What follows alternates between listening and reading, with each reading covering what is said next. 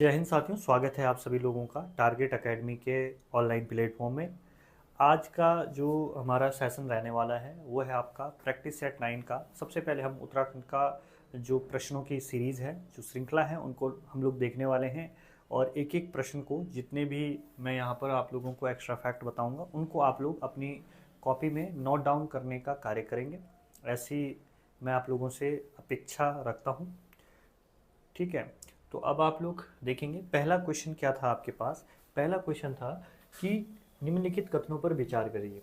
पहला प्रश्न आपके पास था कि भारतीय प्रौद्योगिकी संस्थान रुड़की को 21 सितंबर 2001 को देश के 7वें भारतीय प्रौद्योगिकी संस्थान यानी कि आईआईटी, ठीक है, आईआईटी का जो इसको दर्जा मिलता है वो कब मिलता है आपका, ये मिलता है आपका इसको 21 सितंबर 2001 को। तो ये कथन आपका क्या है, यहाँ पर सही है भाई। ठीक है, इसमें कोई दिक्कत नहीं है।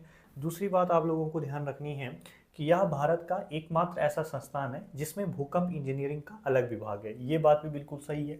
ठीक है, बात करते हैं इसकी स्थापना। ठीक है, इसकी स्थापना, तीसरा कथन क्या कह रहा है, इसकी स्थापना 1847 में Thomson college of civil engineering के रूप में की गई थी। ठीक है, तो ये कथन आपका क्या हो जाएगा, गलत हो जाएगा। ठीक है, आप लोगों को यहाँ पर ध्यान रखना है, जो इसकी स्थापना है वो तो आपका ठीक है 1847 में हुई थी, लेकिन किस रूप में हुई थी, इंजीनियरिंग कॉलेज के रूप में हुई थी। किस रूप में हुई थी आपका, इंजीनियरिंग कॉलेज के रूप में इसकी स्थापना होती है। ठीक है, परंतु जो इसका नाम जो आप यहाँ पर देख रहे हो, अगली लाइन जो यहाँ पर लिखी है, Thomson college of civil engineering. ठीक है, तो ये नाम जो इसका नाम, ये जो पड़ता है, इसका नाम जो पड़ा आपका, ये पड़ता है आपका 1854 में। ठीक है, ये नाम कब रखा जाता है, ये नाम रखा गया आपका 1854 में।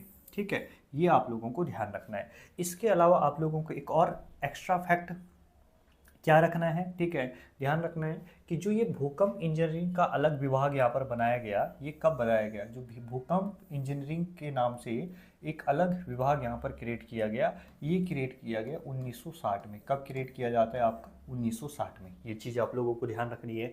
उसके अलावा आप लोगों को एक बात और ध्यान रखनी है इसी फैक्ट में कि 1949 में इसे विश्वविद्यालय का दर्जा दिया जाता है। ठीक है, विश्वविद्यालय का जो दर्जा मिलता है वो कब मिलता है आपका, 1949 में। ठीक है, तो ये 4-5 फैक्ट हैं जो आपको इस क्वेश्चन के साथ ध्यान रखने हैं। ठीक है, तो जितनी भी आपका जो आईआईटी से संबंधित बातें थी वो आपके यहाँ पर क्लियर हो जाती है। चलिए, तो इस तरीके से इसका आंसर हम लोग देखें तो 1 और 2 आपका यहाँ पर क्या हो जाएगा, सही हो जाएगा। अगला प्रश्न देखिए भैया, उत्तराखंड खेल नीति। ठीक है, ये आप लोग यहाँ पर थोड़ा सा क्या कर लेंगे, करेक्शन कर लेंगे, 2021 कर लेंगे आप इसे। ठीक है, उत्तराखंड खेल नीति 2021 के अनुसार निम्नलिखित कथनों पर विचार करना था आपको। ठीक है, ओलंपिक खेलों में स्वर्ण पदक विजेता को 2 करोड़ का पुरस्कार दिया जाता है। ठीक है, ये बात भी बिल्कुल सही है, ये इस उत्तराखंड खेल नीति के अंदर बात कही गई है। उसके अलावा क्या कहा गया है, किसी अंतर्राष्ट्रीय खेल प्रतियोगिता में रजत पदक विजेता को 20 लाख का पुरस्कार दिया जाएगा, ये बात भी बिल्कुल सही है। ठीक है, उसके अलावा तीसरी बात क्या कही गई है कि ओलंपिक खेलों में कांस्य पदक विजेता को, ठीक है, आपका 1 करोड़ रुपए का पुरस्कार दिया जाएगा, ये बात भी आपका सही है। इस तरीके से अगर हम देखें तो कथन 1 2 3 आपका यहाँ पर सही हो जाएगा। अब देखिए, यहाँ पर मैं बात करने वाला हूँ कि जो ओलंपिक विजेता होंगे, ठीक है, एक साइड आप लिखेंगे ओलंपिक विजेता, ठीक, और एक साइड लिखेंगे अंतर्राष्ट्रीय खेलों में, ठीक है, अंतर्राष्ट्रीय प्रतियोगिता में विजेता, अंतर्राष्ट्रीय प्रतियोगिता में विजेता। हूबहू आपको अपना नोट्स भी इसी तरीके से तैयार करना है भाई। ठीक है, जिस तरीके से मैं यहाँ पर बता रहा हूँ आपको। ठीक है, तो आप लोगों को ध्यान रखना है कि जो ओलंपिक खेलों में जो स्वर्ण पदक विजेता होगा, जिसको स्वर्ण पदक मिलेगा, ठीक है, जो स्वर्ण पदक लाएगा उसको कितना रुपया दिया जाएगा, उसको दिया जाएगा आपका 2 करोड़ रुपए। कितना दिया जाएगा, 2 करोड़, जैसा क्वेश्चन में लिखा गया है। दूसरा, जो आपका क्या लाएगा, रजत पदक लाएगा, रजत पदक वाले को दिया जाएगा आपका 1.5 करोड़ रुपए। कितना दिया जाएगा, 1.5 करोड़ रुपए दिया जाएगा। और बात करें हम लोग, ये आपको क्वेश्चन में ही दे रखा है, कांस्य पदक, जो कांस्य पदक लाएगा भैया, कांस्य पदक वाले को कितना दिया जाएगा, 1 करोड़ रुपए दिया जाएगा। ठीक है, एक कहानी तो ये होगी।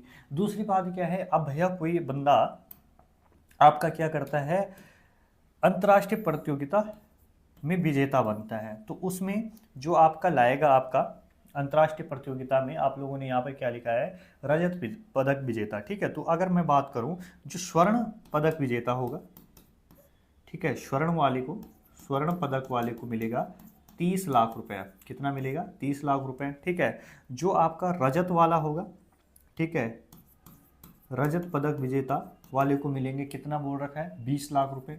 ठीक, और जो आपका कांस्य पदक विजेता होगा, जो कांस्य पदक विजेता होगा उसको मिलेंगे आपके 15 लाख रुपए। कितना मिलेगा? इसको यहाँ पे काट दोगे आप, 15 लाख रुपए। कितना मिलेगा? 15 लाख रुपए। ठीक है, तो देखिए जरा क्या क्या चीज़ें हैं, क्या क्या इनाम हैं। अब देखिए जो इस खेल नीति के अनुसार क्या बात है भाई, उत्तराखंड खेल नीति जो 2021 में आई कि अगर कोई व्यक्ति, ठीक है, लड़का हो लड़की हो, ओलंपिक विजेता में वो क्या करते हैं, ओलंपिक विजेता रहते हैं, स्वर्ण पदक जीते हैं 2 करोड़ में मिलेंगे। ठीक है, रजत पदक जीते हैं आपका 1.5 करोड़ रुपए मिलेगा, कांस्य पदक जीते हैं 1 करोड़ मिलेगा। ठीक है, उसी तरीके से हम बात करें अंतर्राष्ट्रीय प्रतियोगिता विजेता में, ठीक है, जो अंतर्राष्ट्रीय लेवल की कोई भी प्रतियोगिता होती है उसमें स्वर्ण पदक वाले के लिए 30 लाख रुपए का इनाम है, रजत पदक वाले के लिए 20 लाख रुपए का इनाम है और कांस्य पदक वाले के लिए 15 लाख रुपए का इनाम है। ठीक है, तो इस तरीके से हम लोग देखेंगे तो ऑप्शन नंबर जो डी है वो आपका सही हो जाएगा। ये बातें इसके अंदर थी। अगला क्वेश्चन देखेंगे। अगला क्वेश्चन क्या है भैया?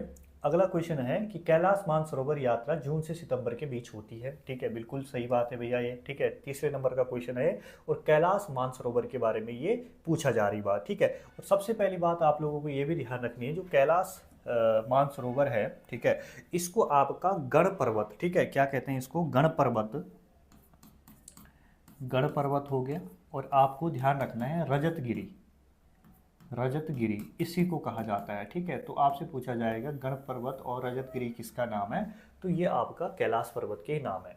उसके अलावा कैलाश पर्वत के चारों ओर परिक्रमा की दूरी जो है, चारों तरफ इसकी परिक्रमा करते हैं तो 51 किलोमीटर की है। ठीक है, कैलाश पर्वत का उच्चतम बिंदु ओलंपा पास है, पास की ऊंचाई 5810 मीटर है। ये बात भी सही है, कितनी ऊंचाई भाई, 5810 मीटर है। ये भी आप लोगों को ध्यान रखना है।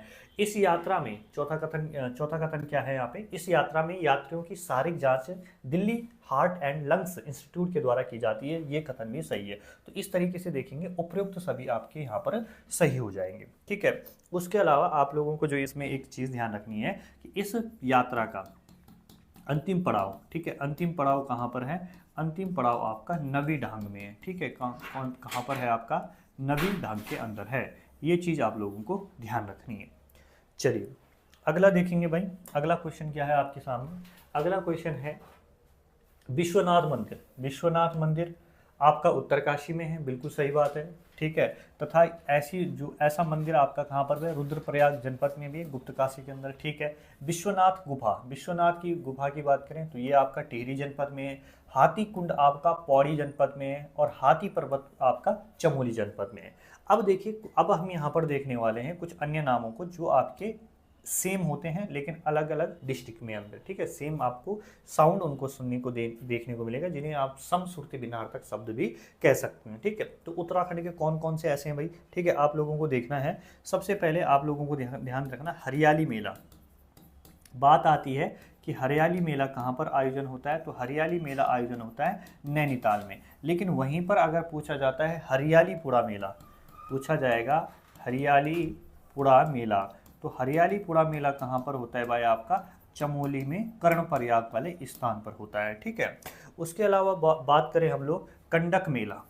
ठीक है, कंडक मेला, कंडक मेला आपका कहाँ पर होता है? कंडक मेला आपका आयोजन होता है इसका उत्तरकाशी में। और वहीं अगर आपसे पूछा जाए कांडा मेला, कौन सा मेला? कांडा मेला। सारी चीज़ें लिखनी है भाई। ठीक है, आपको किसी प्रकार का कंफ्यूजन ना रहे, पौड़ी में होता है। ठीक है, कांडा मेला आपका कहाँ पर? पौड़ी में। उसी तरीके से आपसे पूछा जाता है सुमेरु गुफा। ठीक है, सुमेरु गुफा पूछा जाता है, तो सुमेरु गुफा कहाँ पर है? पिथौरागढ़ के अंदर है। कहाँ पर है? पिथौरागढ़ के अंदर है। ठीक है, और वहीं आपसे सुमेरु पर्वत पूछा जाता है तो आपका उत्तरकाशी के अंदर है। ठीक, उसके अलावा हिडिंबा, हिडिंबा पर्वत, हिडिंबा पर्वत आपका नैनीताल में है। ठीक है, और हिडिंबा मंदिर पूछेगा तो ये आपका चंपावत में है। कहाँ पर है? चंपावत के अंदर। हिडिंबा पर्वत नैनीताल में, हिडिंबा मंदिर आपका चंपावत के अंदर है। क्लियर हो गई बात? ठीक है, तो इतने जो महत्वपूर्ण फैक्ट हैं वो आप लोगों को ध्यान रखने हैं इसमें। चलिए नेक्स्ट क्वेश्चन की तरफ बढ़ते हैं भैया। उत्तराखंड राज्य सहकारी बैंक लिमिटेड की स्थापना किस अधिनियम के तहत हुई थी? तो ये हुई थी आपका किस अधिनियम के तहत? बैंकिंग विनियमन अधिनियम 1949 के तहत ही होती है। और कब होती है ये अभी आप लोगों को ध्यान रखना है, 27 फरवरी 2004 को। कब होती है ये स्थापना इसकी? जो ये उत्तराखंड राज्य सहकारी बैंक लिमिटेड है, इसकी जो स्थापना होती है 27 फरवरी 2004। ठीक है, ये डेट आप लोग लिख लेंगे। ठीक है, उसके अलावा और जो चीज़ें आप लोगों को ध्यान रखनी इसमें, ये है कहाँ पर? इसका मुख्यालय जो है ये आपका हल्द्वानी के अंदर है। कहाँ पर है? हल्द्वानी के अंदर इसका मुख्यालय है। ठीक, उसके अलावा अगर हम देखें यहाँ पर क्या क्या और चीज़ें हम लोग एड ऑन कर सकते हैं। ठीक है, उत्तराखंड ग्रामीण बैंक की स्थापना पूछी जा सकती है। उत्तराखंड ग्रामीण बैंक आपसे पूछे जाएगा, उत्तराखंड ग्रामीण बैंक की स्थापना कब होती है? तो 1 नवंबर 2012 को उत्तराखंड ग्रामीण बैंक की स्थापना होती है। उसके अलावा आप लोगों को ध्यान रखना है कि देहरादून में, बहुत आप लोगों ने रटा भी होगा ये, देहरादून में आरबीआई की शाखा की स्थापना, तो ये आपका 30 जून 2006। ठीक है, कब खोली जाती है? आपका 30 जून 2006 को खोली जाती है। ठीक, उसके अलावा आप लोगों को ध्यान रखना है, पहले क्वेश्चन में भी डाल चुका हूँ मैं, नैनीताल बैंक। ठीक है, पहले प्रैक्टिस सेट में आया है, नैनीताल बैंक की स्थापना 1922। ठीक, उसके अलावा आप लोगों को ध्यान रखना है महिला बैंक। ठीक है, महिला बैंक कब खोला जाता है भाई उत्तराखंड में? ये भी ध्यान रखना, इधर लिख लेना महिला बैंक। तो महिला बैंक की स्थापना होती है 28 फरवरी 2004। ठीक है, 28 फरवरी 2004 नहीं करेंगे आप लोग इसे। 28 फरवरी कब की है ये? 28 फरवरी 2014। ठीक है, माफ़ कीजिएगा, 28 फरवरी 2014 का है आपका महिला बैंक। ठीक है, तो ये तमाम फैक्ट आप लोगों को लिख लेने हैं। बैंक से संबंधित क्या क्या लिखाया। उत्तराखंड राज्य सहकारी बैंक लिमिटेड की स्थापना किस अधिनियम के तहत होती है? तो बैंकिंग विनियम अधिनियम जो है 1949 का, इसके तहत होती है। हेडक्वार्टर इसका हल्द्वानी में है। 27 फरवरी 2004 को इसकी स्थापना होती है। महिला बैंक की बात करेंगे तो महिला बैंक जो उत्तराखंड में इस्टेब्लिश किया जाता है वो 28 फरवरी 2014 को किया जाता है। उत्तराखंड ग्रामीण बैंक 1 नवंबर 2012। देहरादून में आरबीआई की शाखा जो है 30 जून 2006 को इस्टेब्लिश की जाती है। और नैनीताल बैंक की स्थापना 1922 के अंदर की जाती है। ठीक है, ये तमाम फैक्ट आप लोगों को एक्स्ट्रा रूप से अपनी कॉपी पे जरूर लिखने हैं भाई। ठीक है, निश्चित तौर पे अगर आप लोग ऐसा करते रहेंगे तो आपको पता भी नहीं चलेगा कि आपके जो नॉलेज में जो बूस्टअप है ये कितना आपका हो रहा है। ठीक है, अगला क्वेश्चन देखेंगे, उत्तराखंड सौर ऊर्जा नीति, ठीक है, कब की? सुमेलित करना है आप लोगों को, तो ये 2013 की है, ये बात बिल्कुल सही है। मेगा फूड पार्क प्रोत्साहित नीति ये आपकी 2015 की है। अंता शिक्षुता नीति ये 2019 की है। उत्तराखंड स्टार्टअप नीति 2023 की। 1 2 3 4 यहाँ पर आपके सारे के सारे कथन सही हो जाएंगे। ठीक है, उसके अलावा कुछ नीतियाँ मैं आप लोगों को लिखा रहा हूँ, जैसे आपका नई पर्यटन नीति हो गई। ठीक है, पूछा जा सकता है कि जो नई पर्यटन नीति है वो कब की आई है? आपका 2023 की आई है। ठीक है, अब ध्यान रखना, जैसे मैंने आपको बता दिया ना, इस प्रैक्टिस सेट के अंदर क्या बताया, नई पर्यटन नीति 2023 के बारे में बताया।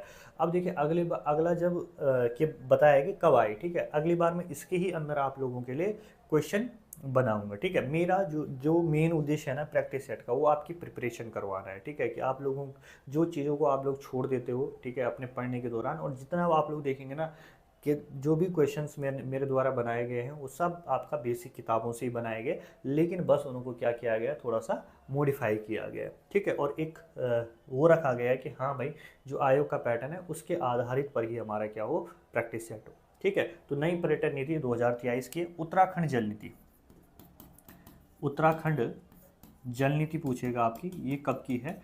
ये आपका 2019 की है। ठीक, और बात एक जो बहुत फेमस है आपका पिरूल नीति। पिरूल नीति आपका कब का है? पिरूल नीति आपकी है 2018 की। ठीक है, और इतना आप लोगों को ध्यान रखना। एक आप लोग लिख सकते हैं एरोमा पार्क नीति, ठीक है, एरोमा पार्क नीति, ये भी आपका कब की है, 2018 की है। ठीक, चलिए आगे देखेंगे। अगला क्वेश्चन क्या है, उत्तराखंड नीचे दिए गए कथनों पर विचार करिए, ठीक है, और उपरोक्त में से बताना है कौन सा कथन सही है। उत्तराखंड का पहला निवेशक सम्मेलन डेस्टिनेशन उत्तराखंड 17 उत्तराखंड क्या है ये, उत्तराखंड का पहला निवेशक सम्मेलन डेस्टिनेशन उत्तराखंड 7-8 अक्टूबर 2018 को देहरादून में आयोजित हुआ था। बिल्कुल सही बात है भैया। उत्तराखंड ग्लोबल इन्वेस्टर समिट 2023 की थीम आपका शांति से समृद्धि थी, ये कथन भी आपका सही है। 1-2 आपका क्या हो जाएगा यहाँ पर, सही हो जाएगा। दूसरी बात आप लोगों को ध्यान रखना है कि जो उत्तराखंड ग्लोबल इन्वेस्टर समिट 2023 है, इसकी थीम तो आपको पता लगे कि शांति से समृद्धि है, लेकिन ये हुआ कब था, ठीक है, तो हुआ कब था ये आपका, ये 8-9 दिसंबर 2023 को ये हुआ था। और कहाँ पर हुआ था ये भी पूछा जा सकता है, कहाँ पर ये हुआ था, ये लिख लीजिएगा आप लोग। ये हुआ था आपका कहाँ पर, FRI देहरादून के अंदर। कहाँ पर हुआ था, FRI दून के अंदर इसका आयोजन होता है, ठीक है। तो ये दोनों चीज़ें आप लोगों को लिख लेनी है भैया, ठीक है। चलिए अगला क्वेश्चन देखेंगे। बुजुर्गों की स्वास्थ्य देखभाल के लिए राष्ट्रीय कार्यक्रम NPSCE के तहत राज्य के 13 जनपदों में 10 बैंड के जेरेटिक वार्ड, ठीक है, क्या लिख रखा है, ग्रेट्रिक वार्ड की स्थापना की गई, ठीक है, ये भी आपका सही है कथन। वित्तीय वर्ष 2024-25 में 13 जनपदों में कुल 1939 आयुष्मान आरोग्य मंदिर स्थापित किया जाएगा, तो ये कथन भी आपका सही है। दोनों के दोनों आपके कथन यहाँ पर सही है, ठीक है। तो ये योजना थी जिससे संबंधित आपको चीजें ध्यान रखनी है। गुरुकुल कांगड़ी डीम्ड विश्वविद्यालय हरिद्वार में स्थित है, बिल्कुल सही बात है भाई, ठीक है। ये आप लोगों को ध्यान रखना है कि ये कहाँ पर है, आपका हरिद्वार में। अब देखिए गुरुकुल कांगड़ी डीम्ड विश्वविद्यालय के बारे में मैं आप लोगों को पहले भी बता चुका हूँ, ठीक है। क्या क्या बता चुका हूँ देखना है आप लोगों को। पहले मैंने बताया कि भैया इसकी स्थापना 1900 में, ठीक है, 1900 में होती है। कहाँ पर होती है, गुंजरवाला, ठीक है, गुंजरवाला पंजाब के अंदर होती है, ठीक है। बाद में इसे आपका कब, 1902 में इसको कहाँ पर लाया जाता है, गुरुकुल जो आपका हरिद्वार कांगड़ी है, ठीक है, वहाँ पर लाया जाता है।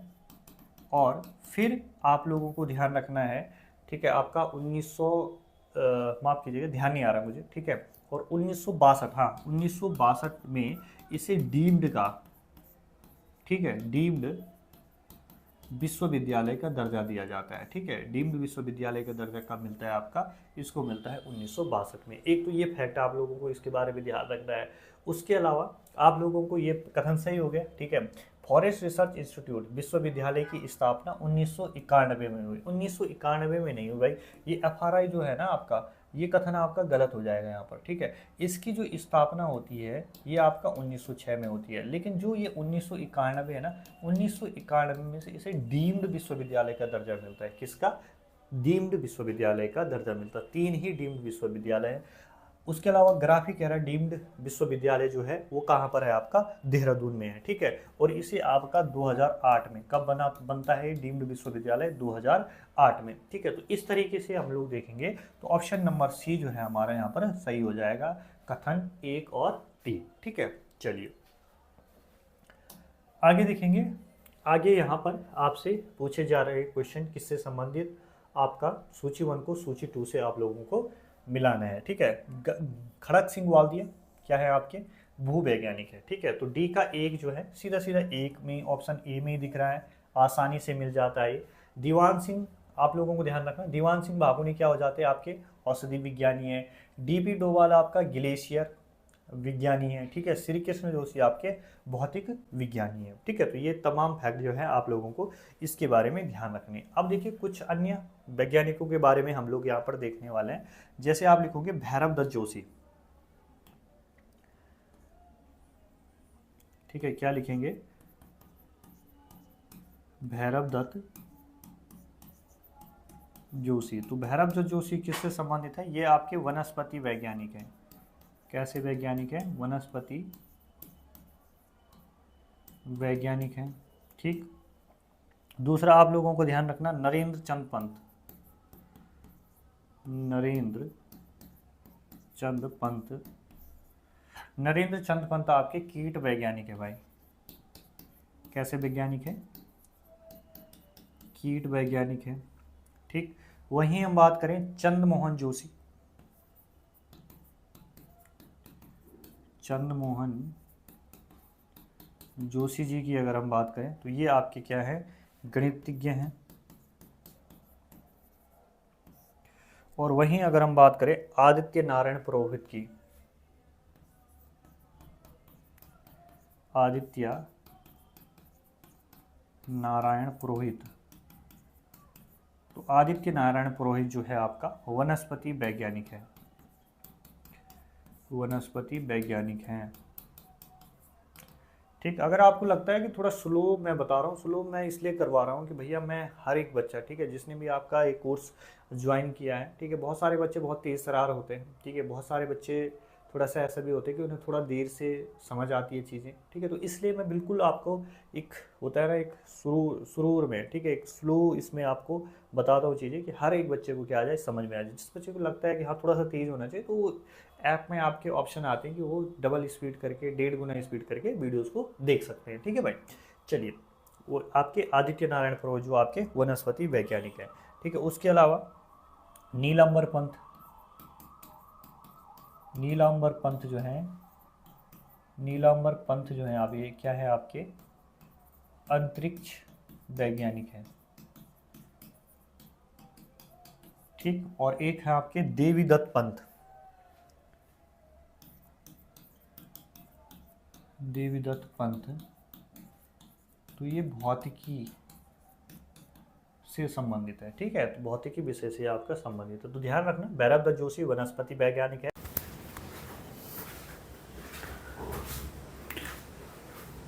चलिए देखते हैं क्या है प्रश्न 11वां। देखिए, द्वारिका प्रसाद सेमवाल के संबंध में निम्नलिखित कथनों पर विचार कीजिए। सबसे पहले आप लोग देखेंगे उनका जन्म 1982 में उत्तरकाशी के बागी ग्राम में हुआ था भाई, बिल्कुल सही बात है ये। ठीक है, उसके अलावा अगला कोई प्रश्न कथन क्या है आपका, उन्होंने वर्ष 2001 में जारी हिमालय पर्यावरण जड़ी बूटी एग्रो संस्थान नामक संस्था का गठन किया।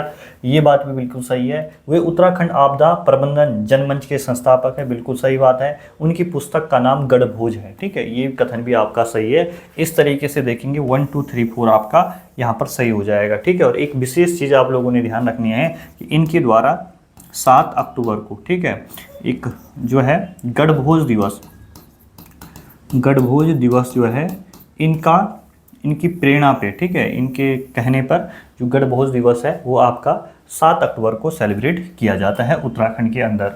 आगे देखेंगे पेरिस ओलंपिक 2024 के संदर्भ में निम्नलिखित कथनों पर विचार कीजिए। उत्तराखंड से कुल 4 खिलाड़ियों ने पेरिस ओलंपिक 2024 में भाग लिया, बिल्कुल सही बात है। अंकिता ध्यानी ने 5000 मीटर दौड़ में भाग लिया, ये कथन भी सही है।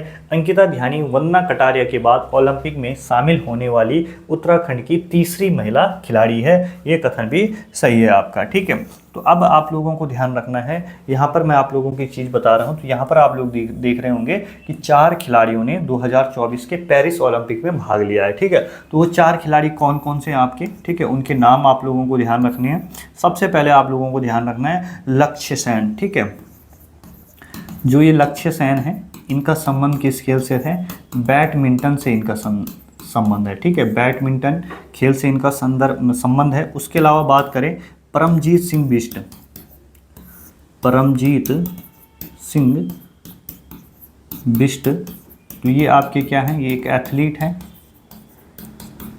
उसके अलावा बात करें हम लोग, ठीक है, सूरज पवार, सूरज पवार, इनका संबंध मैराथन वॉक रेस से है। ठीक, और बात करेंगे हम लोग अंकिता ध्यानी की।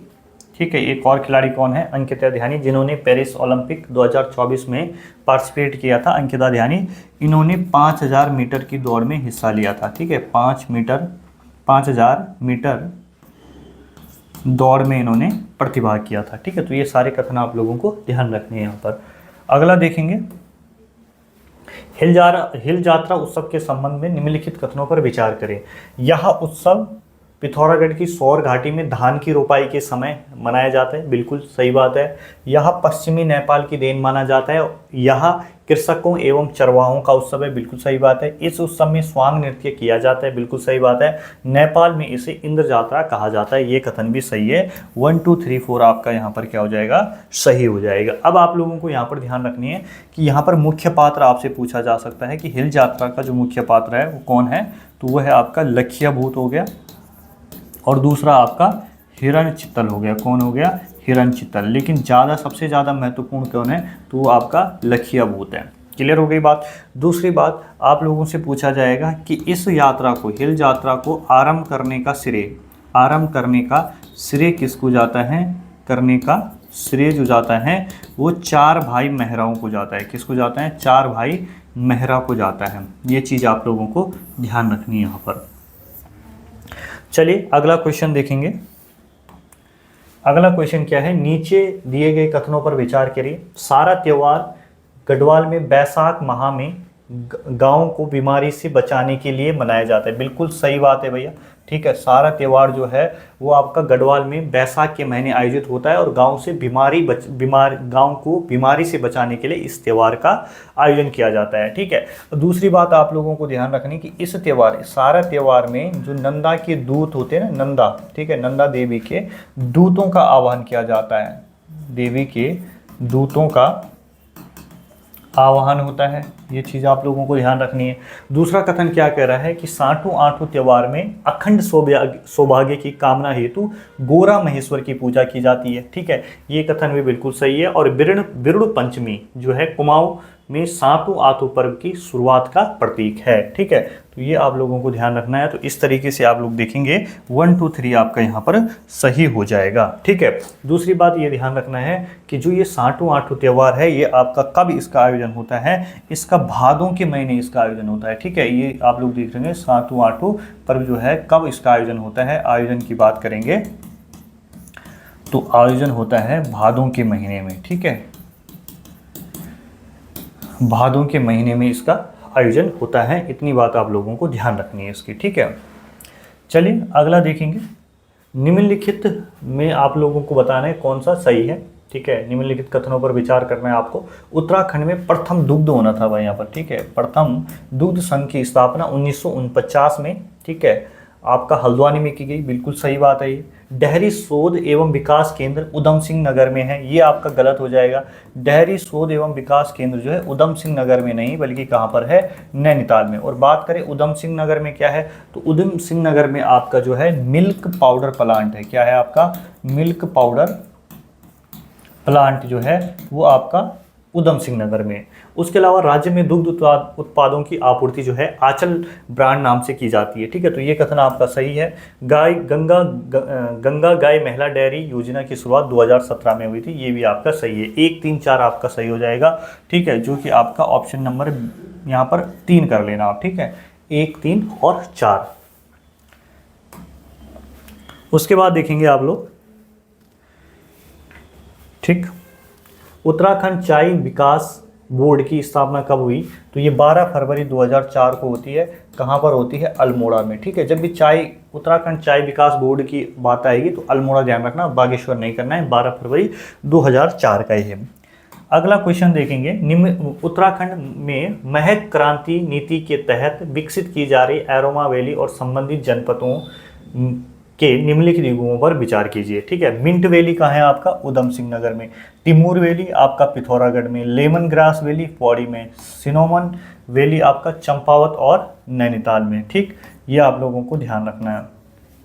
तो इस तरीके से 1 2 3 4 आपका सही हो जाएगा। ठीक है, 1 2 3 4 आपका सही हो जाएगा, ये आप लोगों को ध्यान रखना है। अब देखिए कुछ एक और लिखोगे आप लोग, डेमेस्क रोज वैली। ठीक है, डेमस्क रोज वैली जो है ये आपका कहाँ पर है, चमोली और अल्मोड़ा में है। कहाँ पर है, चमोली और अल्मोड़ा के अंदर है आपका डेमस्क रोज वैली। आगे देखेंगे, एक जिला 2 उत्पाद योजना के संबंध में निम्नलिखित कथनों पर विचार करिए। ठीक है, तो आप लोगों को ध्यान रखना है इस योजना का उद्देश्य किसानों और शिल्पकारों की आय में वृद्धि करना है, बिल्कुल सही बात है। ठीक है, इस योजना की शुरुआत सितंबर 2021 में हुई थी, नहीं भाई, ठीक है, 25 अक्टूबर 2021, ये आप लोग ध्यान रखोगे। ठीक है, ये कथन गलत हो जाएगा। इस योजना के तहत राज्य के विशेष उत्पादों के निर्यात को बढ़ावा देने के लिए MSME विभाग द्वारा चयन किया गया है, ये भी आपका सही हो जाएगा। तो 1 2 3, ठीक है। और ये मैं आप लोगों को पहली कक्षा में बता चुका हूँ कि किस जिले के जो है कौन से 2 उत्पाद है, ठीक है। और आगे जब आएंगे प्रश्न तो उस पर भी हम लोग चर्चा कर लेंगे, लेकिन पहले के जो पहला या दूसरा प्रैक्टिस सेट देखोगे तो वहाँ पर मैंने विस्तार से सभी के बारे में बता रखा है। ठीक है, संस्कृत ग्राम भी जो है मैंने वो आप लोगों को लिखा रखे 13 के 13 जनपदों के। उत्तराखंड पर्यटन उद्यमी प्रोत्साहन योजना 2024 के संबंध में निम्नलिखित कथनों पर विचार कीजिए। ठीक है, तो विचार करना है आप लोगों को। इस योजना की जो शुरुआत है 2024 में हुई थी, बिल्कुल सही बात है। इस योजना के तहत पर्यटन क्षेत्र में 1 करोड़ से 5 करोड़ तक निवेश करने वाले स्थायी निवासियों को अनुदान दिया जाएगा, ये बात भी बिल्कुल सही है। श्रेणी सी के जनपदों में पात्र पर्यटन इकाइयों को 30% अनुदान मिलेगा, ये कथन भी सही है। ठीक है, और बात करें तो यहाँ पर आंसर हो जाएगा 1 2 3। अब देखिए यहाँ पर श्रेणी सी की बात दी गई है। अब देखिए श्रेणी ए, माफ कीजिएगा, श्रेणी ए हो गया और श्रेणी बी वालों को कितना कितना मिलेगा। ठीक है, तो जो श्रेणी ए है, ए श्रेणी के जो हैं उनको मिलेगा 15% का अनुदान और बी श्रेणी के जो हैं उनको मिलेगा 25% का अनुदान। ठीक है, क्या आप लोगों को ध्यान रखना है, श्रेणी ए वाले को 15% और श्रेणी बी वाले को आपका 25% का अनुदान दिया जाएगा। ठीक, चलते हैं क्वेश्चन नंबर 20 की तरफ। 20 नंबर क्वेश्चन जो है वो क्या कह रहा है भाई। ठीक है, थारू जनजाति से संबंधित है। निम्नलिखित कथनों पर आपको विचार करना है। थारू जनजाति में विवाह की मध्यस्थता, ठीक है, करने वाले व्यक्ति को मजपतिया कहा जाता है, बिल्कुल सही बात है भाई कि मजपतिया उसे कहते हैं जो थारू जनजाति में विवाह की मध्यस्थता करने का काम कराता है, यानी कि 2 पक्षों में विवाह की जो चीज़ें हैं, ठीक है, विवाह को तय करने का जो काम करता है मजपतिया है। ठीक है, विवाह के बाद लड़की की स्थायी रूप से लड़के के घर आने की रस्म को क्या कहते हैं, चाला कहते हैं, ये बात भी बिल्कुल सही है। थारू में विधवा विवाह का प्रचलन नहीं है, अरे ऐसा नहीं है भाई, थारू में विधवा विवाह का प्रचलन है। ठीक है, और कौन सा भोज करवाया जाता है, लड़की के पापा की तरफ से लठ भरवा भोज। कौन सा भोज करवाया जाता है, लठ भरवा भोज। ठीक है, जब भी किसी विधवा लड़की की शादी करवाई जाती है थारू जनजाति के अंदर, तो क्या होता है कि जो आपके कौन हैं, जो लड़की के पिता हैं, ठीक है, वो क्या करते हैं, अपनी बिरादरी के लोगों को एक प्रकार का भोज के लिए आमंत्रित करते हैं, जिसे आपका लठ भरवा भोज कहा जाता है। ठीक है, बहुत बारी क्वेश्चन में आता है आपके। ठीक है, तो 1 और 2 आपका क्या हो जाएगा, सही हो जाएगा, ऑप्शन नंबर 1 और 2। उसके अलावा हम बात करें विवाह तय को। ठीक है, विवाह तय को क्या कहते हैं, यहाँ पर विवाह तय को कहते हैं आपका पक्की पोड़ी। क्या कहते हैं, पक्की पोड़ी कहा जाता है। ठीक, उसके अलावा अगर विवाह की तिथि तय करने की बात आए, विवाह की तिथि तय मतलब डेट फिक्स हो गई कि भैया इस तारीख को क्या होनी है, शादी होनी है, तो इसको जो कहा जाता है, इसको कहा जाता है बात कट्टी। ठीक है, इसको क्या कहा जाता है, बात कट्टी। ठीक है, उसके अलावा आप लोगों को ध्यान रखना है सगाई की रस्म। ठीक है, सगाई की जो रस्म होती है, सगाई रस्म को कहा जाता है अपना पराया। अब देखिए बच्चा, यहाँ पर क्या हो जाता है कि सगाई की रस्म आपको अच्छे से याद रह जाता है, अपना पराया। ठीक है, लेकिन जो विवाह तिथि तय है और विवाह तय है, इसमें आदमी आपका जो है थोड़ा सा कंफ्यूज हो जाता है। तो यहाँ पर क्या हो रहा है, आप लोगों को ध्यान रखना है कि विवाह तिथि, तो विवाह की तिथि जब आप लोगों को ध्यान रखना, एक बार जब शादी की डेट फिक्स हो जाती है ना कहीं पर भी, तो उसके बाद कुछ भी हो जाए, ठीक है, कुछ भी घटना हो जाए, तो उस बात को, उस तिथि को कोई क्या नहीं कर सकता है, काट नहीं सकता। मतलब डेट आगे पीछे नहीं हो सकती भाई, शादी होनी है तो होनी है, चाहे किसी के यहाँ पर कोई डेथ हो जाए, कुछ भी हो जाए बिरादरी में, तो वो शादी होकर रहती, चाहे वो किसी भी समाज में हो। ठीक है, शादी का ऐसा मामला हो तो यहाँ पर और यहाँ पर जो है ना बच्चा, व्यक्तिगत रूप से मैं जानता हूँ कि कन्फ्यूज होता है यहाँ पर। ठीक है, तो बात विवाह तिथि यानी कि जो जब तय होती है डेट, तो उस बात को कोई काट नहीं सकता है। तो इस तरीके से आप लोगों को ध्यान रखना है, विवाह तय जो होता है वो आपका पक्की पौड़ी कहा जाता है। चलिए नेक्स्ट क्वेश्चन की तरफ बढ़ते हैं हम लोग। अगला क्वेश्चन क्या है, अगला क्वेश्चन है, द्वाराहाट मंदिर समूह के संदर्भ में निम्नलिखित कथनों पर विचार करिए। द्वाराहाट मंदिर समूह कत्यूरी राजाओं के कला प्रेम और धर्मनिष्ठा का प्रतीक है। बिल्कुल सही बात है भैया ये, ठीक है। उसके बाद दूसरा कथन क्या कह रहा है, 11वीं-12वीं सदी के आसपास द्वाराहाट में 30 मंदिरों और 365 बावड़ियों का निर्माण हुआ था। ये कथन भी आपका सही है, ठीक है। ये आप लोगों को ध्यान रखना है। कभी इस तरीके से देखिए, ये जो लाइनें मैं आप लोगों को यहाँ पर लिखा रहा हूँ, तो इसी के अंदर से बहुत सारे प्रश्न बनने की क्या है, संभावना है। इसके अंदर से प्रश्न किस प्रकार से बन सकता है कि 30 मंदिर और 365 बावड़ियों का जो निर्माण है वो कब हुआ था। तो आपको ध्यान रखना है कि ये 11वीं से 12वीं सदी के अंदर इनका निर्माण करवाया गया था। उसके अलावा द्वाराहाट मंदिर समूह का सबसे बड़ा और उत्कृष्ट देवालय जो है वो कौन सा है आपका, गुज्जर देव का मंदिर है। ये कथन भी आपका सही है, ठीक है। तो यहाँ पर आप लोगों को ध्यान रखना है 1 2 3 आपका क्या हो जाएगा, सही हो जाएगा। ठीक, क्लियर हो गई बात, इतना आपको समझ में आ गया। उसके अलावा आप लोगों को ध्यान रखना है, जो द्वाराहाट है इसको मंदिरों की क्या कहा जाता है, नगरी कहा जाता है, प्लस मीठी मूल्यों का, प्लस किसको क्या कहते हैं, मीठी मूल्यों का क्षेत्र, इस क्षेत्र को कहा जाता है, ठीक है। द्वाराहाट को ही मीठी मूल्यों का क्षेत्र हो गया, मंदिरों की नगरी हो गया। उसके अलावा जो ये आपका द्वाराहाट मंदिर समूह है ना, द्वाराहाट मंदिर समूह, ठीक है, इसमें आप लोगों को ध्यान रखने हैं कि मंदिरों के 3 वर्ग समूह है। कितने वर्ग समूह है, 3 वर्ग। अब वो 3 वर्ग समूह है और कौन कौन से हैं और कितने कितने उनमें मंदिर हैं, ये आपसे पूछा जाता है। जैसे आपका रतन देव मंदिर समूह, क्या है आपका, रतन देव मंदिर समूह हो गया एक, ठीक है। दूसरा आपका कचहरी मंदिर समूह हो गया, ठीक। उसके अलावा आपका मनियान मंदिर समूह हो गया, ठीक है। तो कौन कौन से, ये आपको इजीली याद रह जाएंगे, रतन देव मंदिर समूह, कचहरी मंदिर समूह, मनियान मंदिर समूह, ठीक है। अब देखिए किसमें कितने मंदिर हैं, रतन देव मंदिर समूह, ध्यान रखना अकबर हो या फतेह शाह, दोनों के इसमें क्या कितने कितने नवरत्न थे, 9, ठीक है। तो यहाँ से रिलेट कर रतन हमेशा कितने होते हैं, 9। कचहरी मंदिर समूह, ठीक है, कचहरी मंदिर समूह में है आपका 12, ठीक है। कितना है, 12। कचहरी मतलब क्या होता है, कोर्ट, ठीक है, कोर्ट में, तो कोर्ट में जाने का जो सुनवाई का समय रहता है, आपको रिलेट करना है कि कचहरी में हमेशा क्या होता है कि 12 बजे निर्णय सुनाया जाता है, ठीक है। तो रिलेट करोगे, कचहरी मंदिर समूह में कितने मंदिर, 12, ठीक है। उसके अलावा मनियान मंदिर समूह जो है 3 मंदिर होता है, ठीक है, 3 मंदिर होता है। तो हमारे वैसे मनियान मंदिर समूह, मंदिर की बात हो रही है, तो हमारे मन में कितने देवताओं के लिए स्थान होता है, 3 ही देवता तो हमारे जो फेमस है। कितने मन में कितने देवता हैं हमारे, 3, ब्रह्मा विष्णु महेश, ठीक है, ब्रह्मा विष्णु महेश। तो इन ट्रिक एंड निमोनिक के माध्यम से ये आप जो जटिल से जटिल जो डाटा है वो आप सही कर ले जाओगे, और दूसरे से 1% जो है, मतलब बहुत सारा जो 1-2% जो कंपटीशन रहता है उसमें आप लोग अप हो जाते हो वहाँ पर, ठीक है। 1-2 नंबर आपके पास अगर डीप क्वेश्चन बनता है ना, तो आपको वो आएगा, अगले को नहीं आएगा, और वहीं पर आप क्या होंगे, उस कट ऑफ से ऊपर जाओगे। यही तरीका होता है, ठीक है। तो ये सारी चीज़ें थी द्वाराहाट मंदिर समूह के बारे में।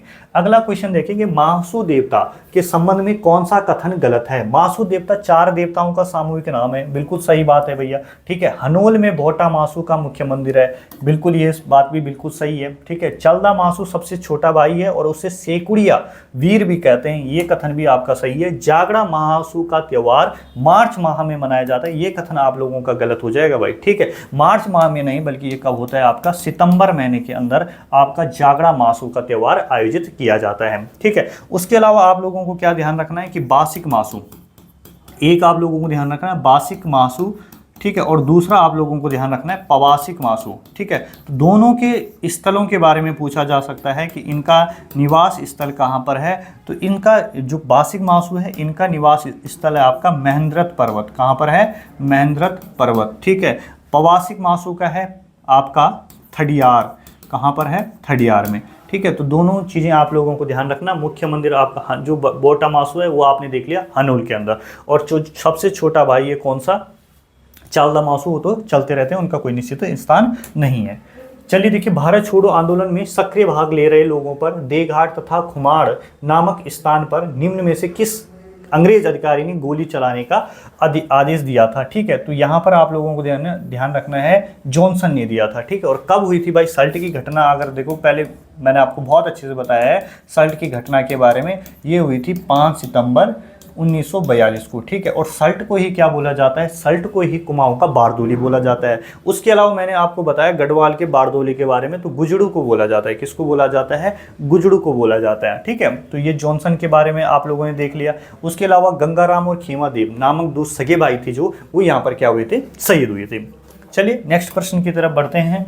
आपको सूची 1 को सूची 2 से मिलाना है। देखिए यहाँ पर अछूत शिल्पकार सम्मेलन उत्तराखंड सूत साहित्य समिति, तो सबसे पहले जो आता है उसको मिलाइए, ठीक है। बी का एक क्या है, 2 ऑप्शन में है, ठीक है, या तो ये होगा या तो फिर ये होगा, ठीक है। उसके अलावा देखिए कुल्ली बेगार आंदोलन जो है आपका, ये कब हुआ था आपका 1921 में। सी का 3 जो है वो किस ऑप्शन में देखने को मिल रहा है, तो ये जो आपका मेरे को लग रहा है ऑप्शन गलत क्रिएट कर लिया अपने भाई ने, ठीक है। अछूत शिल्पकार जो है और नायक बालिका सुधार, ये आपका 3 का है, ठीक है। तो यहाँ पर क्या होना था, ये वाला जो ऑप्शन है कौन सा, ये ए का 2 हो जाएगा, बी का 1 ठीक है, सी का यहाँ पर 3 और डी का 4। तो ऑप्शन नंबर जो सी है वो आपका यहाँ पर सही हो जाएगा। अगला क्वेश्चन देखेंगे आप लोग, हैप्पी क्लब की स्थापना, ठीक है, 1903, बिल्कुल सही बात है। अल्मोड़ा कांग्रेस जो है आपका, अल्मोड़ा कांग्रेस आपका 1912, ठीक है। कुमाऊं परिषद 1916 हो गया। गढ़वाल कांग्रेस कमेटी आपका 1918 हो गया। तो इस तरीके से देखिए ए का 4 हो जाएगा, बी का 3 हो जाएगा। ऑप्शन नंबर ए जो है यही आपका आंसर है। निम्नलिखित में से किस जवान नरेश ने उत्तराखंड पर आक्रमण कर उत्तराखंड के दक्षिणी भाग पर अधिकार कर लिया था, तो वो थे आपके विग्रहराज। कौन थे भैया, विग्रहराज। अगला देखेंगे, निम्नलिखित में से कितने उत्तराखंड राज्य किसने होना था, किसने उत्तराखंड राज्य की प्राचीन शासक कुनिंदों को द्विजमुख कहा था, ठीक है। तो ये किसने कहा है भाई, 12 मिहिर ने कहा है, ठीक है, 12 मिहिर के द्वारा ये कहा गया। उसके अलावा देखेंगे चंदवन से संबंधित चीजें हैं, ठीक है। इंद्रचंद के द्वारा रेशम वस्त्रों का उत्पादन शुरू कराया गया, बिल्कुल सही बात है। बालो कल्याण चंद राजधानी चंपावत से अल्मोड़ा लाया, और कब लाया, 563 में, ठीक है। जबकि इसकी जो नींव रखी गई थी वो भीष्मचंद के द्वारा रखी गई थी, इतना आप लोग जानते हैं। और भीष्मचंद की जो हत्या थी वो गजवा नामक एक खास शासक था उसके द्वारा की गई थी। ये सारी चीजें आप लोगों को पता है। भारती चंद के बारे में आप लोगों को ध्यान रखना है कि भारती चंद ने नेपाल की आधीनता से मुक्त करवाया था। 12 वर्षीय इन्होंने युद्ध लड़ा था और डोटी के राजा से इनको जो चंद वंश थी उनको मुक्ति दिलाई थी। वो किसी प्रकार का कार्य अब उनको आगे नहीं देंगे, ठीक है। और इन्हीं के दौरान नायक जो जाति है उसकी उत्पत्ति होती है, ठीक है। रत्नचंद की बात करें तो सोर के बम राजाओं को इसने पराजित किया। तो इस तरीके से अगर हम लोग देखेंगे, ए का 2 हो जाएगा, बी का 1 और सी का 3 और डी का 4, ठीक है। ऑप्शन नंबर बी आपका आंसर हो जाएगा। नायक जातियों में वैश्यवृत्ति जैसी कुप्रथा, ठीक है, कुप्रथा को रोकने हेतु निम्न में से किसने प्रांतीय काउंसिल में एक प्रस्ताव पेश किया था, तो ये किसने किया था भाई, ये आपका किया था जंग बहादुर सिंह ने, ठीक है। किसने किया था, जंग बहादुर सिंह ने हो गया, ठीक है। क्वेश्चन कितना हो गया हमारा 29, ठीक है। माफ कीजिएगा, ये नहीं भाई, जंग बहादुर सिंह नहीं है, आपके हैं डॉक्टर मसाल सिंह, ठीक है, डॉक्टर मसाल सिंह। आगे देखेंगे, मुलायम सिंह द्वारा लागू आरक्षण के विरोध में 18 सितंबर 1994 को एक छात्र सम्मेलन में छात्र युवा संघर्ष समिति का गठन किया गया। यह सम्मेलन हुआ था कहां पर, आपके रामपुर में। कहां पर होता है ये, रामपुर में होता है। चलिए अगला क्वेश्चन है भैया, ठीक है, बहुत अच्छा क्वेश्चन है। और यहाँ से प्रश्न अब मैं लगातार आपके प्रैक्टिस सेट के अंदर भी डालता रहूँगा और एग्जाम में, ठीक है, जो भी एग्जाम होंगे, चाहे यूके पीएससी कंडक्ट करवाएगा, चाहे आपका यूके SSSC, जरूर आपको यहाँ से इस टॉपिक से क्वेश्चन आगे अपने एग्जाम में देखने को मिलने वाले। देखिए, उत्तराखंड वन रिपोर्ट 2023 के संबंध में निम्नलिखित कथनों पर विचार करिए। यह रिपोर्ट 17वीं वन रिपोर्ट 2021 से तुलना करती है, बिल्कुल सही बात है भाई, ठीक है। उत्तराखंड के कुल वन क्षेत्र में 22.98, इस लाइन को आप लोग नोट कर लीजिएगा, एग्जाम में पूछी जाएगी। उत्तराखंड के कुल वन क्षेत्र में 22.98 वर्ग किलोमीटर की कमी दर्ज की गई है, ठीक है। बहुत महत्वपूर्ण फैक्ट है। यह कमी 7 जनपदों में वन क्षेत्र में कमी के कारण हुई है, ठीक है। ये भी आपका सही है, 1 2 3 यहां पर आपका सही हो जाएगा। अब देखिए, जो चीजें मैं लिखा रहा हूं ना अब आपको, ठीक है, उसको आप विशेष रूप से ध्यान रखिएगा। देखिएगा, सबसे पहले लिखोगे आप लोग सबसे अधिक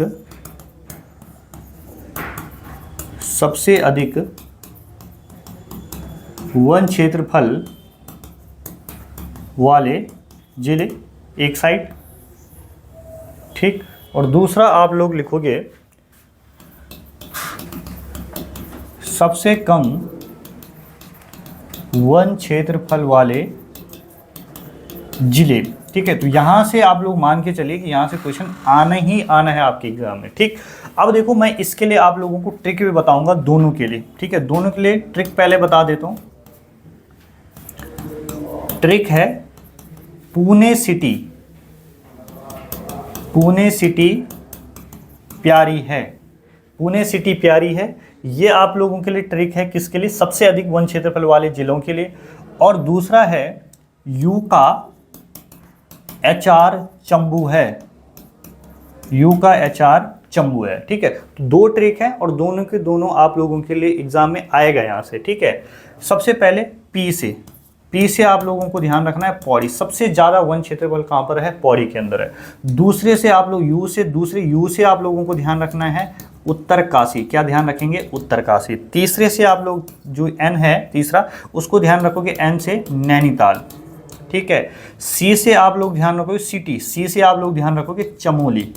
ठीक है, फिर आप लोग टी से, 5वें नंबर पे टी से आप लोग ध्यान रखोगे टिहरी। ठीक है, और प्यारी से आप लोग ध्यान रखोगे आपका पिथौरागढ़। ठीक है, तो ये 6 जिले हैं सीक्वेंस से बताएं जिनका सर्वाधिक वन क्षेत्रफल है इस वन रिपोर्ट के अंदर। पौड़ी हो गया, उत्तरकाशी, नैनीताल, चमोली। ठीक है, टिहरी, पिथौरागढ़ हो गया, इतना 6 जिले आपकी कंपनी। दूसरी क्या कह रहा है कि यू का HR चंबू है। हम बोलते हैं ना HR होता है किसी कंपनी के अंदर आपका जो मेन हेड होता है, देखता है जो कंपनी को। ठीक है, यू का HR चंबू है। तो हम किसी कंपनी में काम करने जाते हैं तो हम बोलते हैं यार यू का जो तुम्हारा HR है वो ऐसी है यार। ठीक है, आपने जो छोड़ देता है जो वैसे ही बोलता है। तो देखिए यू से, इस यू से ध्यान रखना है आपको उधम सिंह नगर। ठीक है, क्या ध्यान रखेंगे? उधम सिंह नगर। ठीक है, उत्तरकाशी यहाँ आ गया, यहाँ आप लोगों को उधम सिंह नगर ध्यान रखना है, पहला हो गया। दूसरा, अब H पे जाओगे, दूसरे से आप लोग ध्यान रखोगे हरिद्वार। ठीक है, तीसरे नंबर पर R को रुद्रप्रयाग, रुद्रप्रयाग ध्यान रखेंगे। चंपू, फिर अब चंपू के ऊपर आ रहा है चंपावत। ठीक है, और चंबू आ रहा है ना, चंबू। ठीक है, बापुर क्या है आपका? बागेश्वर। ठीक, अब देखिए इस तरीके से मैं जब अगली बार वन रिपोर्ट से क्वेश्चन होगा तो वहां पे सबसे अधिक जिनका प्रतिशत है उनको बताऊंगा और सबसे कम जिनका प्रतिशत है वो बताऊंगा। ठीक है, और ये याद रखना कि ये मैं अगली बार नहीं बताऊंगा। ठीक है, इसलिए आपको जो आपका जैसे इस मंथ का है ना प्रैक्टिस सेट, है तो इसमें आप लोगों को अच्छे से नोट करना है। हो सकता है अगली बार बता दूं, पर इस वाले प्रैक्टिस सेट में ये चीज़ें रिपीटिशन नहीं करूंगा मैं। आगे देखिए, निम्नलिखित में से किसे GI टैग, ठीक है, GI टैग प्रदान किया जाएगा? तो ये किया जाएगा बेडू, तिमुर को, बद्री गाय के घी को और भंगजीरा को। ये सभी इसका आंसर हो जाएगा। उत्तर भारत की पहली गोंद प्रजातियों की नर्सरी कहाँ पर विकसित की जा रही है? तो ये आपका लाल कुआं हो जाएगा। उसके अलावा देखिए, हिमालय पहरी सम्मान 2025 से किसे सम्मानित किया गया? तो ये स्वर्गीय घनश्याम रतुड़ी सैलानी और दीक्षा बिष्ट को। अगला क्वेश्चन देखेंगे, उत्तराखंड 17वीं वन रिपोर्ट के आधार पर कितने जिलों के वन क्षेत्र में वृद्धि हुई है? तो ये 10 में हुई थी भैया। ठीक है, ये पिछली बार की रिपोर्ट है। टिहरी में अंग्रेजी शिक्षा की शुरू करने का श्रेय किसको जाता है? तो ये जाता है प्रताप शाह को। किसको जाता है? प्रताप शाह को। अब देखिए भैया, प्रताप शाह के बारे में आप लोगों को कुछ महत्वपूर्ण चीज़ें हैं जो लिखनी है। ठीक है, सबसे पहले प्रताप शाह के बारे में इनका कार्यकाल लिख लो। ठीक है, कार्यकाल की बात करें तो कार्यकाल इनका 1871 से लेकर 1886 तक रहता है। ठीक है, उसके अलावा इन्होंने ही क्या बसाया था? प्रतापनगर शहर। ठीक है, प्रतापनगर शहर इन्होंने बसाया था। और कब बसाया था? आपका 1877 में। और ये प्रतापनगर शहर जो है किस नदी के किनारे है? तो ये आपका जलकुर नदी के किनारे है। किसके किनारे है? जलकुर नदी के किनारे। उसके अलावा आप लोगों को ध्यान रखना, इनके द्वारा खैन हो गया, पाला हो गया और बिसाऊ हो गया। ठीक है, इन तीनों प्रथाओं का अंत किया जाता है किसकी सलाह पर? इनकी प्रिय रानी कौन थी? महारानी गुलेरिया। ठीक है, महारानी गुलेरिया की सलाह पर। उसके अलावा इनको याद रखना है, ठीक है, इनके द्वारा मिडिल स्कूल की स्थापना की गई थी। मिडिल स्कूल की स्थापना की गई थी। ठीक है, जिसे बाद में आपका जो कीर्ति शाह हैं वो हाई स्कूल करते हैं और नरेंद्र शाह उसको इंटर कॉलेज बनाते हैं। क्लियर हो गई बात। उसके अलावा इनके द्वारा ही आपका Pratap printing press lower PCS में आया था ये क्वेश्चन। प्रताप प्रिंटिंग प्रेस की इनके द्वारा स्थापना की जाती है। ठीक है, उसके अलावा भूमि बंदोबस्त के अंदर इन्होंने भूमि पैमाइश के लिए जूला पैमाइश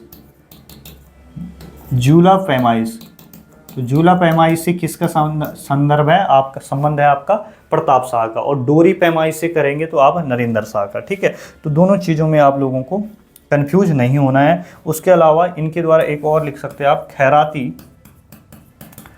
खैराती सफाखाना 1876 में।